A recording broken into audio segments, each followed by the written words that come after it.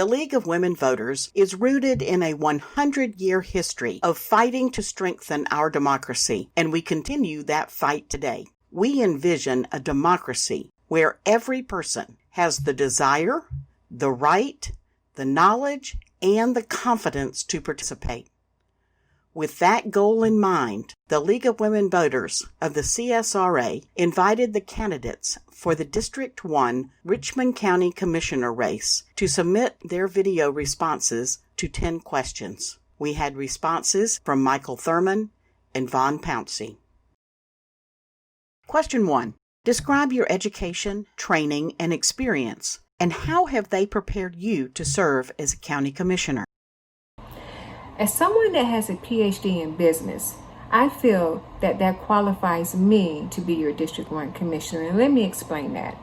I've spent 12 years studying business and technology, which means that I've spent 12 years studying strategy, goal setting, the ability to take a vision, a mission, and put it into very small parts, and then assign and delegate and make sure that implementation occurs on deadline, within budget. So not only do I know how to take a very big picture and then break it into small parts, I also know how to make sure that the tasks are assigned appropriately to the right people to make sure those things get done. So it's about more than just having a vision. It's about the ability to get those things done, and I've spent 12 years studying that. Now, my experience to run as your commissioner for District 1 is based on the fact that when I say that I have been born and raised here, it means I've been born here, I've been raised here, I've survived here, I've worked within this district, I've taught the youth in this district, I've taught the adults in this district. So I understand the differing levels of income that our constituents experience. We have a very broad spectrum, and we have many issues and concerns, and in some cases we have barriers to progress that people are experiencing that need to be addressed and need to be considered when decisions are being made as we think about how to progress this district.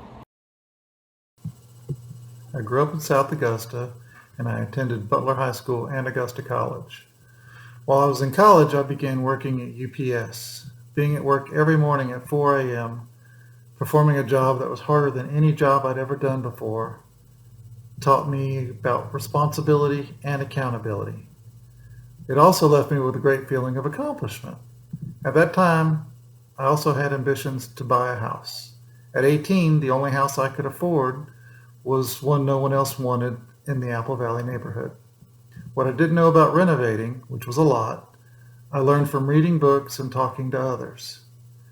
What started out as the wild ambitions of a young man developed into my present-day business that supports my family and the families of my 9 employees as we provide housing for over 100 families. That's where my slogan comes in. Well done is better than well said. I don't just talk about what I'd like to do. I've actually accomplished quite a bit in my life, and I'm eager to share that experience with the people of Augusta. I've also served on Sheriff Roundtree's advisory board and did an extra 40 hours of police training with his department in hopes of starting as citizens on patrol. I've also done multiple ride-alongs with deputies, so I've been able to see some of the situations that they encounter every day.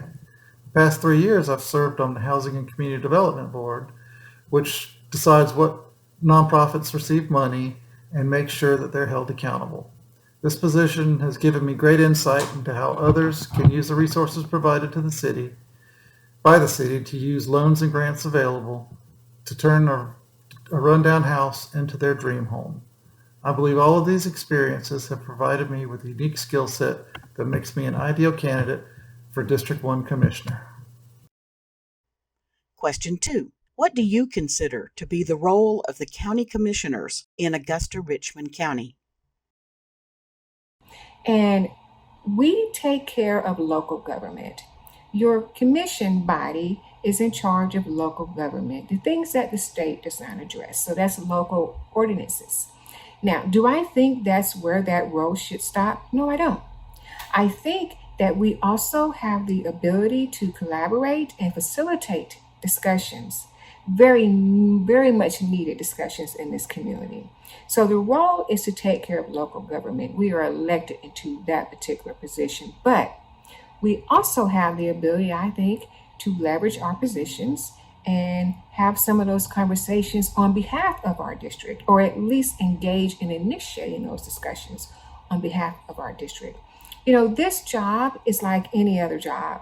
You always have that caveat that says other duties as assigned. And sometimes those other duties are playing the part of facilitator or the person in charge of collaboration or initiation. So that's how I see this role. The main role of the county commissioner is to listen to the people who put them in office and make sure that you're doing the things that is best suited for them. That includes deciding on budgets, making sure that they're balanced. That means getting roads paved. That means making sure that the sheriff's office has all the money it needs to pay its deputies and to buy cars and do all the things to provide good public safety. Same with the fire department. We make sure that all of Augusta is taken care of. Commissioner needs to be intelligent, but humble enough to realize that sometimes you have to ask others for advice. The commissioner needs to be confident, yet willing to listen to others. Question 3. What should be the relationship between the commissioners and the mayor and the department heads? And I don't think that question is specific to just the mayor and department heads. I think in every relationship that a commissioner has, it should have the same amount of fairness, open-mindedness, ability to work, and collaboration. When I say collaboration, let me take a moment to explain that. Collaboration is when you hear the other side. It's when you come to the table representing the views of the people that elected you. We must remember, we are here to advocate for their agenda, the people that elected us. And then we hear the opposing arguments, or we hear the differing perspectives, and we find some good in that position, and we find a way to compromise and negotiate and work together to achieve the bottom line. Yes, we will all represent a district. We are Augusta-Richmond County, and we must come together to that end. And so we must make sure, as an elected official, we first represent our district. We must represent the people within our district, but that we find a way to come together and collaborate and make sure that the entire Augusta-Richmond County can benefit. The relationship between the mayor, the commissioners, and the department heads needs to be one of unity and understanding. The department heads need to be sure that they have the support of the commission and the mayor. So we need to make sure that we listen to their needs and provide them with all the things that we need if we expect them to do the job. The mayor and the commission need to work together to make sure that the requirements that they have for the department heads are understood, they're clear and precise. So whenever an issue comes up, the commission and the mayor need to get along. They need to make sure they communicate, and they need to take the advice of their department heads so that they can make the best decisions for the issues in front of them. Question 4. Describe an experience in which your ability to work well with others and reconcile differences helped your company or employer. How would you use this experience to work with other commissioners? So let me do the latter first. As someone that has been a chair at a university for 15 years, as someone that has been a director of a campus, as someone that has taught children, that has educated adults, let me just say that what I have done for the last 3 decades of my life is deal with people and their personalities and their behavior patterns.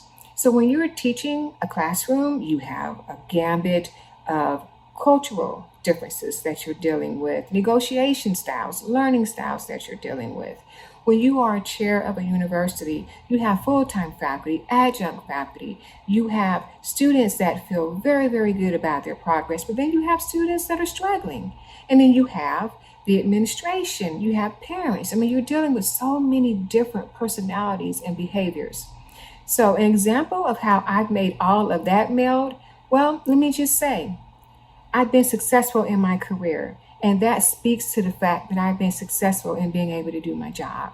So whether I have been in human resources running a staffing agency, or whether I've been in education as a chair of a department, I have had to constantly work with finding what motivates people, but then finding a way to take that one thing that motivates them, that one goal that they have, and focus that in the same thought process of what motivates someone else, and making sure all that merges together so that we may not all get everything we want, but that's the art of negotiation, right? You may not get everything you want, but you're getting enough of what you want to move forward and to not have any regrets or concerns or to feel like you've been taken advantage of. So my example of being able to work well with others, or my example of when I have been able to help my organization achieve a goal, would be in the fact that I have been able to progress throughout my career for the last 30 years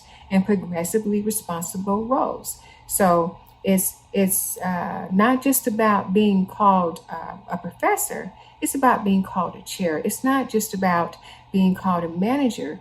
It's about being called a director.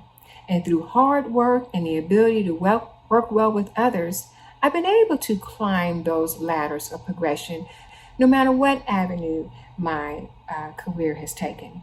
When I first started buying houses on Holden Drive, it was a dilapidated street with a lot of crime. So the only way to fix something like that is working together. So I talked with the neighbors and other landlords on the street and made sure that if crime happened, we reported it and got as much information as possible to clean up the street. And what I would like to do is get more people in Augusta working together, understanding that there are different viewpoints, but together we can accomplish anything. So we make it citywide. We look at the issues, we discuss them, and we find the best solutions together. Question 5. Please provide an example or examples of a project or issue you directly addressed in a leadership role. We are looking for examples of how your involvement resulted in specific action to resolve or improve a local issue. And I can't miss the opportunity to talk about this, because this is something that's so very close to my heart. It would be the fact that I sensed from a very firsthand experience the fact that there was a need in our local community to find a way to assist with foster children and foster parents. Seeing that need, I came up with a way to provide training for foster parents, which is something that they need on an annual basis. It's something they normally have to pay for or travel for, or they do it a little bit here, a little bit there, and it becomes something that is a struggle for them. Now, I already feel, and I must say this, I already feel that people that decide to be foster parents are doing a very selfless service to the community. And for them to receive training to stay in that position, it should not be a struggle for them. So in my mind, there was a local need for that, not just in Richmond County, but in Hall County, Forsyth County, many counties, as I have done the research. What did I do? What leadership role did I take to address that local need as it relates to the welfare and concern of our children? I created a nonprofit. That provides that training for free, provides childcare for free, provides fellowship and a meal for free. So that is my biggest accomplishment, or that is my biggest bragging point, if you will, of a time when I've seen a local need in the community and I took the leadership role of solving it and addressing it in a way that is measurable and that is successful. And I'm very, very proud of that. And I hope you are as well as you hear about it. When I lived in Apple Valley, I started buying dilapidated homes, and I was able to transform certain parts of the street into places that people were able to rent and be proud of where they lived. One occasion, my neighbor had a heart attack, so for several months I cut his grass because he was unable to. Well, then I moved over to Central Avenue, where I found a dilapidated street, which was Holden Drive.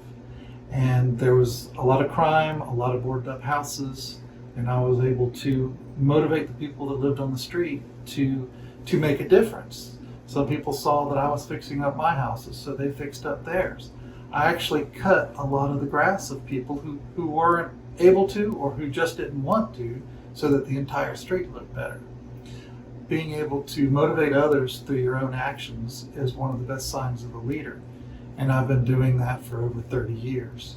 So becoming a commissioner, I'm just going to be able to forward my thought process of, y'all, we can do this together. We can make Augusta a better place to live. Question 6. What are your top 2 policy priorities, and how will you work to achieve results? But it's my job, first and foremost, to advocate. So my top 2 priority policies are going to be what my constituents tell me they are. But I want to say this. The things that, as I sit here with you talking, the things that come to the top of my list are equal access to economic opportunities, and policies that speak to improving the quality of life for our senior citizens. So, in my mind, any policy that speaks to access to economic opportunity and improving the quality of life for our senior citizens, those are top priorities for me. Now, based on what I have heard from the people within this district, as I have talked with them and reached out to them, those are their concerns as well.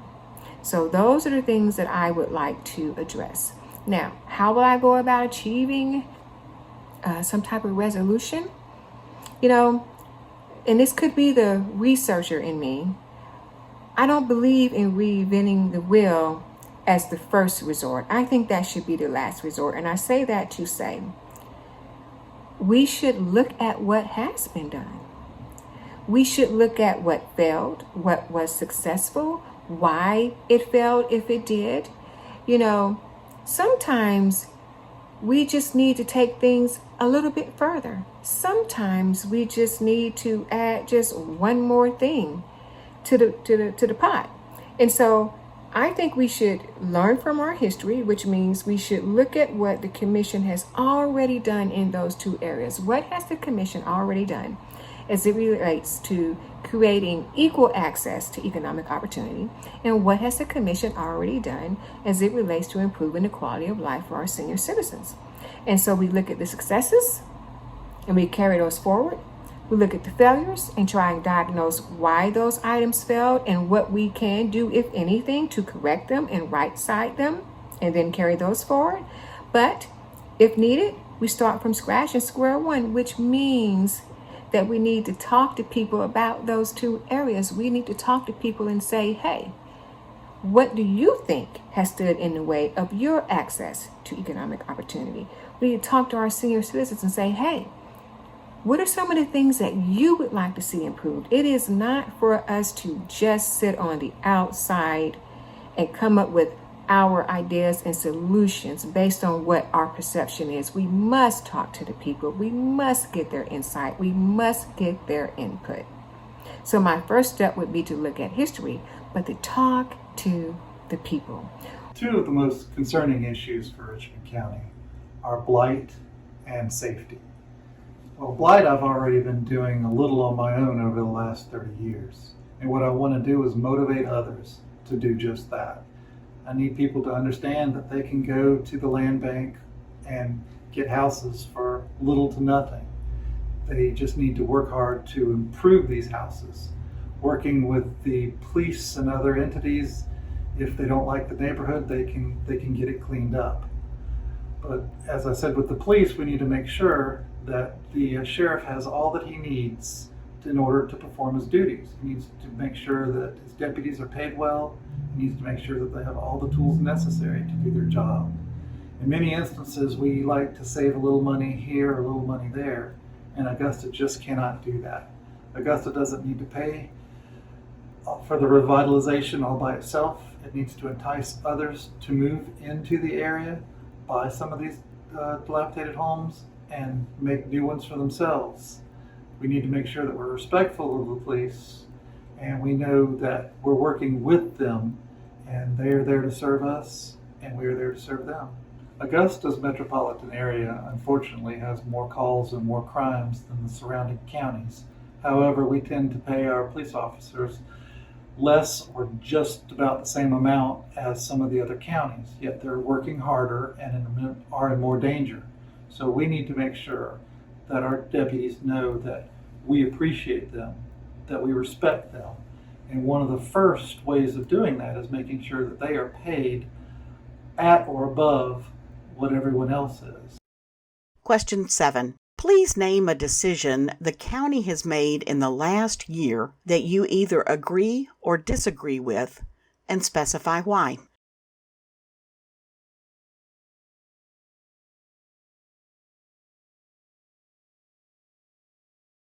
The city decided early on during the COVID crisis to offer free bus service to all people.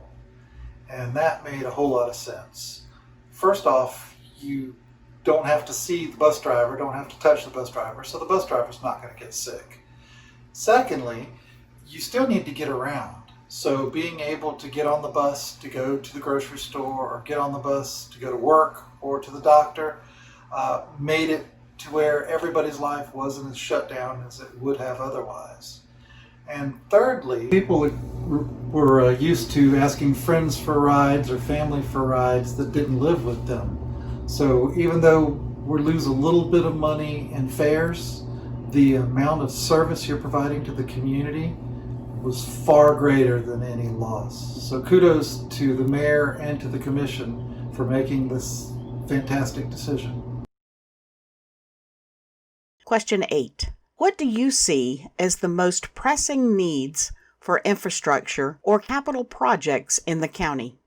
Stay with me here, because this is probably not an answer that you hear a lot, because I'm not going to talk about roads or I'm not going to talk about transit.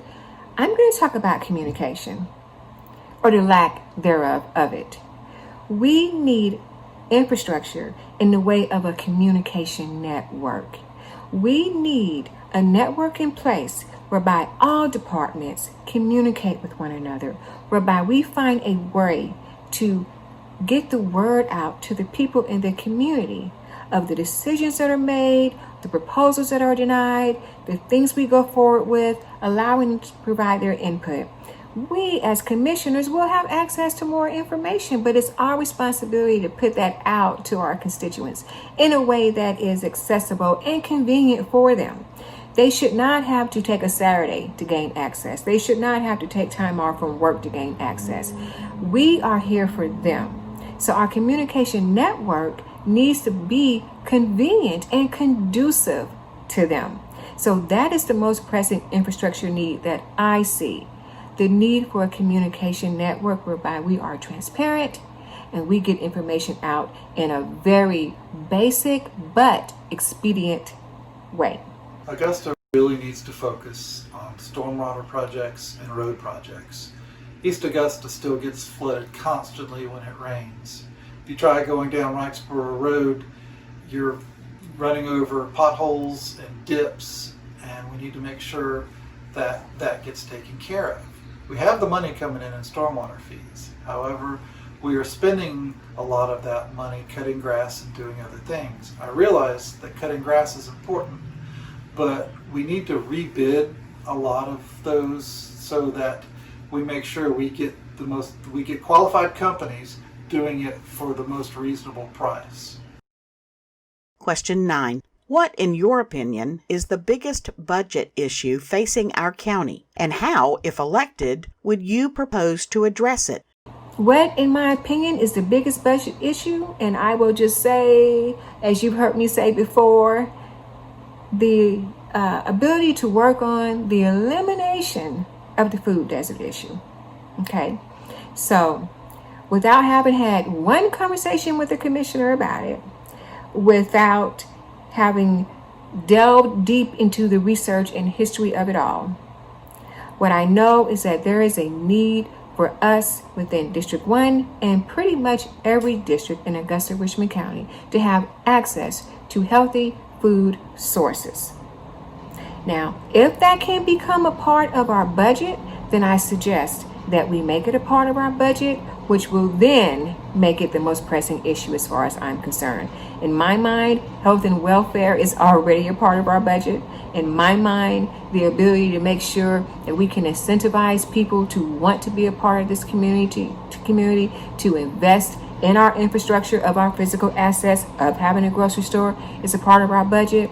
But I would just like to say, if you're asking me what the most pressing issue is, it would be to work on the elimination of the food desert situation that many districts are having to work through. The aftermath of the COVID crisis is going to be Augusta's biggest budget challenge. We need to do everything we can to trim our budgets without any layoffs whatsoever.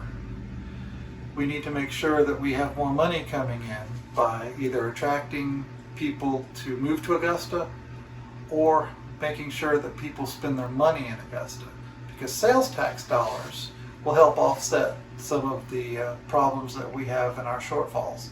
A lot of people were paid, but work wasn't performed, and a lot of people were paid extra because they were very diligently working in hazardous conditions and absolutely deserved the hazardous pay. Unfortunately, this needs to be paid for. And the best way to do that is working together to see where we can trim and see where we can make more money. Question 10. Small businesses have a profound effect on revenue in our state. How will you support and promote entrepreneurs and small business owners in our county? There is a twofold discussion in my mind. There is the fact that as commissioner, I should make sure that I bring economic opportunities to my district in Augusta-Richmond County. But the other part of the discussion that does not happen a lot is the fact that people need to be prepared to seize and capitalize on those opportunities when we bring them. So that's a discussion of preparation. So how do you prepare individuals to be ready to seize those opportunities? Well, in the areas that are lacking, we shore those up with pathways to training or reinforcement or mentoring.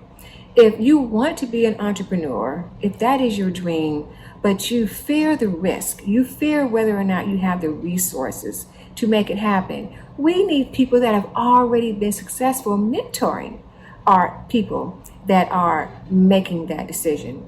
If your problem is financial, if you have an inability to financial resources, we need banks, we need individuals, we need investors within the community to come together and find a program to help our individuals that are trying to branch out on their own and be successful. So I would work towards not just bringing the opportunities into the county or the district, I would also work on making sure that people are prepared to seize them. As an educator, I understand the importance of preparation. And so it's a twofold discussion that I think we need to have. That brings me to the end of the questions that needed to be addressed, and I'm at my time limit, so I thank you so much for your time. I thank you for this opportunity to share my platform. Please go to electfunpouncey.com, check us out, see what we're about, and become a part of the change that we are trying to make happen. We must do something different to get something different. Being a small business owner myself, I understand the trials and tribulations of not only starting but running a small business. We need to make sure that people understand that there are loans and grants the city has in order to help people who are trying to be entrepreneurs.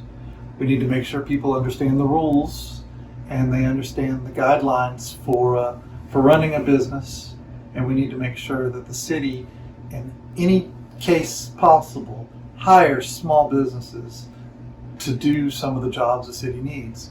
Bids from small businesses, local businesses, should definitely be looked at above those from outside the area, as long as they are able to do the job and their bid comes in at equal or less than the others. We have to be fiscally responsible, and we need to make sure by doing that that we look at the quality of the company but also what they're charging. I understand some people think that it's okay to pay more if their friend owns the company or if they're a brother or sister of somebody else, but we absolutely need to make sure we hire local, qualified, reasonably priced businesses to perform the work needed in Richmond County.